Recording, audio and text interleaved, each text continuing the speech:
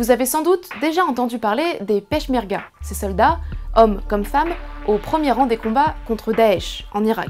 Ou bien encore du PKK, le Parti des travailleurs du Kurdistan, qui livre depuis les années 80 une guérilla sanglante avec les autorités turques. Dans les deux cas, il s'agit de Kurdes.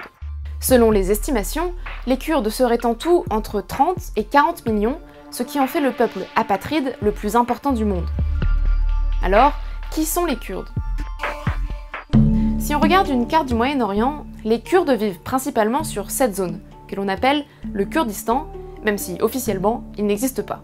C'est un territoire à cheval sur 4 pays, la Turquie, la Syrie, l'Irak et l'Iran.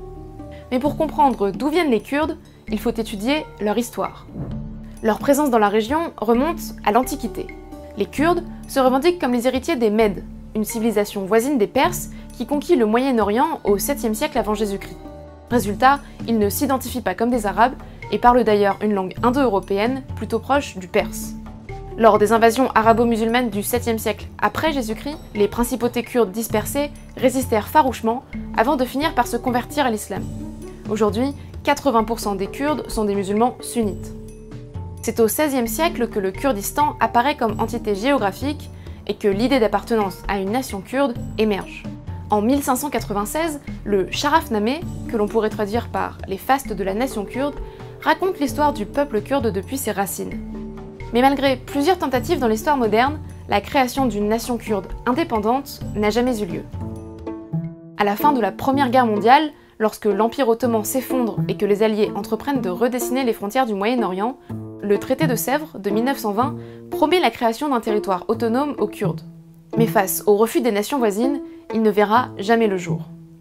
Les Kurdes sont alors répartis entre la Turquie, l'Iran, la Syrie et l'Irak, dans lesquels ils ne seront jamais assimilés. Pire, ils y sont victimes de persécutions. Leur langue, leurs coutumes et leurs partis politiques sont interdits, et la population est régulièrement déportée, torturée, voire massacrée. En 1988, pour punir les Kurdes d'avoir soutenu l'Iran dans la guerre qui l'oppose à l'Irak, le régime de Saddam Hussein assassine ainsi 5000 civils à l'arme chimique dans le village d'Al-Abja. Tout au long du XXe siècle, de nombreux partis indépendantistes kurdes se forment ainsi dans chaque pays de la région, avec des stratégies bien différentes. À partir des années 80 en Turquie, le PKK tente de faire renaître l'idée d'un grand Kurdistan par la lutte armée, sans y parvenir pour le moment. En Irak, les Kurdes ont privilégié une autre solution avec plus de succès, l'autonomie. Depuis le départ de Saddam Hussein en 2003, les Kurdes ont obtenu un statut fédéral autonome reconnu par la constitution irakienne. Ils disposent de leur propre gouvernement et de leur propre armée, les fameux Peshmerga. Et ils ne comptent pas s'arrêter là. C'est le président de ce gouvernement régional du Kurdistan irakien, Massoud Barzani, qui a organisé la tenue d'un référendum d'indépendance. Plus que l'indépendance, Barzani espère obtenir de nouvelles concessions territoriales de la part de l'État irakien, notamment la ville de Kirkouk. Problème, les Kurdes sont très divisés politiquement. Illégal aux yeux de Bagdad et de la communauté internationale, ce référendum n'est pas vu d'un bon œil par certains Kurdes qui redoutent le retour d'un conflit avec les Arabes.